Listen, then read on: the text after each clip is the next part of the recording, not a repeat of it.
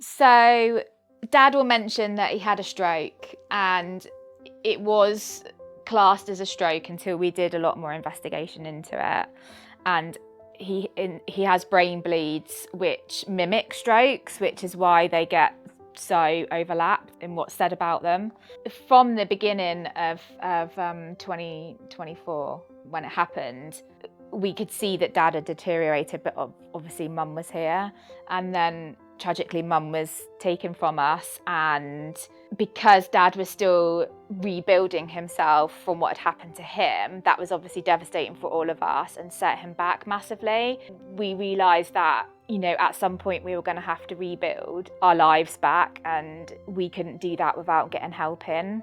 So that's when we started to look around, and Abney Baker was one of the first names that came up, and obviously being so local for us, it was a bit of a no-brainer really. It was recommended and it was local to go there and try and put in what we thought would help, even though Dad was like, I don't need carers.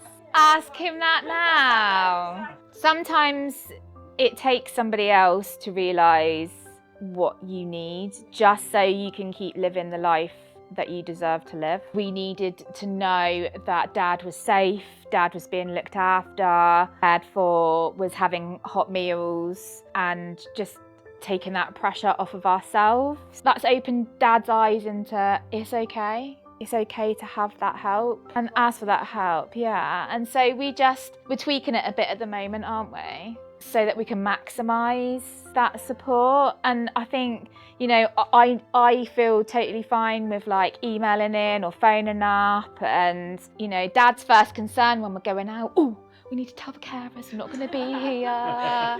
That's the first thing he thinks about. So, which is lovely. We've all got a good relationship with them all, and I love seeing some of the carers and having a good old chin wag. So, I've got to know some of them. So that's really good as well.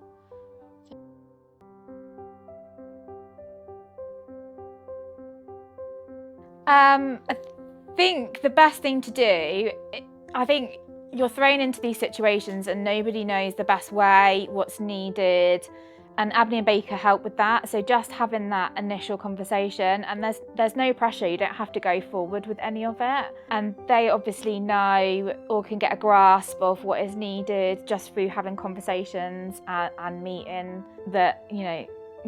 you, and they get to know what's going on, don't they? And once you explain stories and stuff and the situation, they kind of know. And sometimes it's trial and error. Sometimes you have to put things in and then that's not actually working. Can we maybe, can you change this? Have you got space for us to be able to do that? And we've done that a few times, haven't we? Add things in, take things out, because it's whatever's best for Dad at the end of the day. So, and everybody's here to do that, and I think we just work together to do that. So it's trial and error, but the best thing is just to have that conversation and then go from there. And they're here to help, so there's nothing, I've only ever seen it as a positive.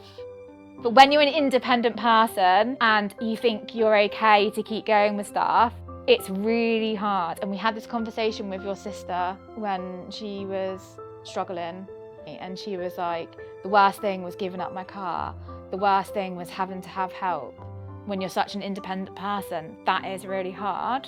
But turns out, help is lovely.